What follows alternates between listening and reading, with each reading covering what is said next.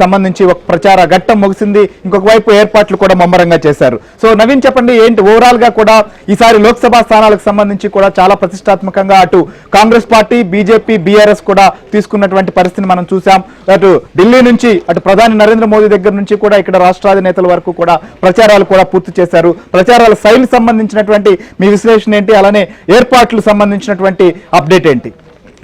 శ్రీహరి, మొత్తంగా అసెంబ్లీ ఎన్నికల తర్వాత దాదాపుగా ఒక 4 నెలల తర్వాత జరుగుతున్నటువంటి ఈ లోక్సభ ఎన్నికలు ఇటు తెలంగాణలో ఇటు అధికార పార్టీకి, ప్రధాన ప్రతిపక్షానికి, అలానే బీజేపీకి ఒకంత అగ్ని పరీక్షగా మారాయి. ముఖ్యంగా రేవంత్ రెడ్డి, తెలంగాణ ముఖ్యమంత్రి రేవంత్ రెడ్డి ఈ ఎన్నికలు తన పాలనకు రిఫరెండంగా చెబుతూ ఆయన ఎన్నికల గోదాలోకి దిగారు.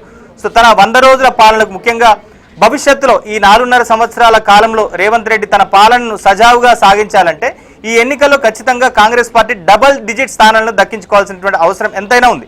సో దానిలో భాగంగా ఆయన ఈ ఎన్నికల్లో ప్రధానంగా రుణమాఫీకి సంబంధించినటువంటి ప్రధాన డిమాండ్ను బీఆర్ఎస్ పార్టీ తన రోడ్ షోలలో, అలానే ప్రచార సభలలో ప్రధానంగా డిమాండ్ చేస్తున్నటువంటి నేపథ్యంలో సో రేవంత్ రెడ్డి ఒక సంచలనమైనటువంటి ప్రకటన చేశారు.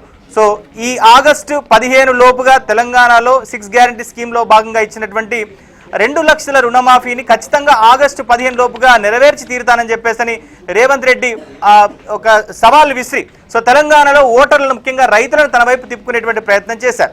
సో మరోవైపు జాతీయ స్థాయిలో ఇటు తెలంగాణలో ఇటు బీజేపీ దాదాపుగా ఒక 8 నుంచి 9 సీట్లు దక్కించుకుంటుందన్నటువంటి చర్చ జరుగుతున్నటువంటి నేపథ్యంలో సో బీజేపీని కూడా అడ్డుకట్ట వేసేందుకు, బీజేపీ దూకుడును బ్రేకులు వేసేటువంటి రీతిలో ఆయన జాతీయ స్థాయిలో ఒక రిజర్వేషన్ల అంశాన్ని కూడా రేవంత్ రెడ్డి తెర మీదకి తీసుకొచ్చారు. సో బీజేపీకి కనుక ఓట్లు వేస్తే సో ఎస్సీ, ఎస్టీ, బీసీ మైనారిటీలకు వచ్చేటువంటి రిజర్వేషన్లను బీజేపీ ప్రభుత్వం అంటే కేంద్రంలో ఎన్డీఏ ప్రభుత్వం కనుక వస్తే కోత విధిస్తుంది అని చెప్పేసి కూడా రేవంత్ రెడ్డి ఒక సంచలనమైనటువంటి ఆరోపణలు చేసి తెలంగాణ ప్రజల్లో తనకున్న అంటే వాళ్ళ అట్రాక్షన్ ని కూడా, వాళ్ళ అటెన్షన్ ని కూడా రేవంత్ రెడ్డి తన వైపు తిప్పుకునేటువంటి ప్రయత్నం చేశారు. సో మరోవైపు ఈ ఎన్నికల్లో రేవంత్ రెడ్డి తెలంగాణ కాంగ్రెస్ పార్టీకి పూర్తిగా అన్ని తానే వివరించారు.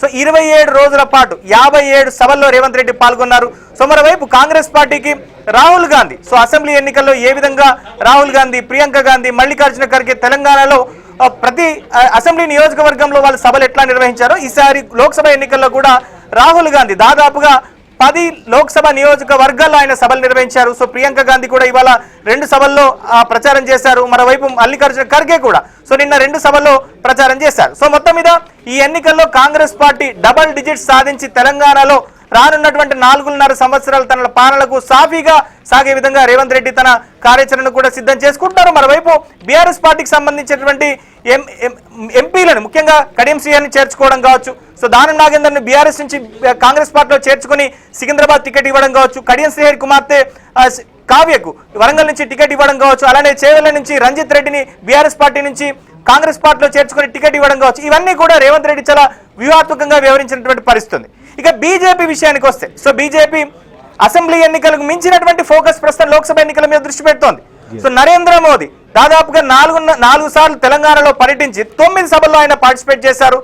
ఒక రోడ్ షోలో కూడా పార్టిసిపేట్ చేశారు. దాదాపుగా తెలంగాణలో అన్ని నియోజకవర్గాలను టచ్ చేసే విధంగా నరేంద్ర మోదీ సభలు, సమావేశాలు కూడా జరిగినటువంటి పరిస్థితి ఉంది. మరోవైపు అమిత్ షా 4 సార్లు తెలంగాణలో పర్యటించి 4 సభల్లో ఆయన పార్టిసిపేట్ చేశారు. సో జేపీ నడ్డా కూడా 3 రోజుల పాటు తెలంగాణలో పర్యటించి 3 సభల్లో పార్టిసిపేట్ చేశారు. సో మొత్తం మీద ఈసారి బీజేపీ ఇప్పుడున్నటువంటి 4 సిట్టింగ్ సీట్లతో పాటుగా ఖచ్చితంగా డబుల్ డిజిట్ కు చేరుతామనేటువంటి ధీమాతో బీజేపీ ఉంది. 2029లో జరిగేటువంటి తెలంగాణ అసెంబ్లీ ఎన్నికల్లో తెలంగాణలో కాషాయపు జెండా పాతాలంటే ఖచ్చితంగా ఈసారి లోక్సభ ఎన్నికల్లో గణనీయమైనటువంటి సీట్లు దక్కించుకోవాలని చెప్పని బీజేపీ భావిస్తుంది. ముఖ్యంగా తెలంగాణలో బీఆర్ఎస్ తామే ప్రత్యామ్నాయం అని చెప్తున్నటువంటి బీజేపీకి ఈ ఎన్నికలు చాలా అగ్ని పరీక్షగా మారాయి. ఎందుకంటే గత ఎన్నికల్లో గెలిచినటువంటి 4 సిట్టింగ్ సీట్లతో పాటుగా ఇప్పుడు అదనంగా మరొక 5-6 సీట్లు దక్కించుకుంటేనే బీజేపీకి రానున్నటువంటి రోజుల్లో సో తెలంగాణలో ఒకంత బూస్టప్ వచ్చేటువంటి అవకాశాలు కనిపిస్తున్నాయి. ఇక బీఆర్ఎస్ పార్టీ విషయానికి వస్తే అసెంబ్లీ ఎన్నికల్లో పూర్తి స్థాయిలో ఘోర ఓటమి తర్వాత కేసీఆర్ సో తెలంగాణ ప్రజల్లోకి తిరుగుతున్నారు. సో ఆయన ఏప్రిల్ 24వ తారీఖు నుంచి ఆయన తెలంగాణలో బస్ యాత్రను మొదలుపెట్టారు. నామినేషన్ల విత్డ్రాయల్ పూర్తయిన తర్వాత పూర్తిగా సో ఆ రోజు నుంచి కేసీఆర్ తెలంగాణలో బస్ యాత్ర మొదలుపెట్టారు. 16 రోజుల పాటు కేసీఆర్ బస్ యాత్ర నిర్వహించి అన్ని నియోజకవర్గాల్లో కూడా ఆయన సభలు, సమావేశాలు నిర్వహించారు. సో ఈ 6 గ్యారంటీ స్కీమ్స్ ని కాంగ్రెస్ పార్టీ గత ఎన్నికల్లో ఇచ్చినటువంటి 6 గ్యారంటీ హామీలనే తెలంగాణలో ముఖ్యంగా కేసీఆర్ తన ఎన్నికల ప్రచారంలో తీసుకెళ్తున్నారు. దాంట్లో ప్రధానంగా రైతుల రుణమాఫీ కావచ్చు, రైతు బీమా కావచ్చు, మహిళలకు పెన్షన్లు కావచ్చు, లేదా విద్యార్థులకు రేవంత్ రెడ్డి సర్కార్ ఎన్నికల ముందర ఇస్తున్నటువంటి స్కూటీలే కావచ్చు లేదా నిరుద్యోగ భృతి కావచ్చు ఇతరత్ర అన్ని హామీలను కూడా కేసీఆర్ ప్రధానంగా తన ఎన్నికల ప్రచారంలో ప్రస్తావిస్తూ వచ్చారు. సో మొత్తం మీద తెలంగాణలో కింద రాజకీయ వేడి, అసెంబ్లీ ఎన్నికలను మించినటువంటి రాజకీయ వేడి అయితే మనకు కొనసాగింది. సో 60 రోజుల పాటు తెలంగాణలో కింద ఉత్కంఠ వాతావరణం అయితే కొనసాగింది. సో ఈ ఎన్నికలు అన్ని పార్టీలకు కూడా ప్రతిష్టాత్మకంగా మారినటువంటి నేపథ్యంలో సో ఎవరిది పై చేయి అవుతుంది అనేటువంటి ఉత్కంఠ అయితే తెలంగాణలో కొనసాగుతుంది. ముఖ్యంగా హైదరాబాద్ విషయానికి వస్తే హైదరాబాద్ లో 4 సీట్లు ఉన్నాయి, ప్రధానంగా మల్కాజ్గిరి, చేవెళ్ల, సికింద్రాబాద్, ఇటు హైదరాబాద్. సో ఈ 4 సీట్లు కూడా చాలా కీలకంగా మారాయి. సో బీజేపీ ఖచ్చితంగా ఈ 3 సీట్లను దక్కించుకుంటామని చెప్తుంటే ఖచ్చితంగా సికింద్రాబాద్ తో పాటుగా మిగిలిన 2 సీట్లను కూడా దక్కించుకుంటామని చెప్పేసి బీఆర్ఎస్ పార్టీ చెప్తోంది. సో మొత్తం మీద తెలంగాణలో కింద ఉత్కంఠ వాతావరణం అయితే కొనసాగుతుంది. ఇది రానున్నటువంటి 4.5 సంవత్సరాల్లో ఏ పార్టీ కీలక భూమిక పోషిస్తుంది అన్నదానికి ఈ ఎన్నికలు కింద ఉదాహరణగా మారబోతున్నాయి. Right thank you Naveen.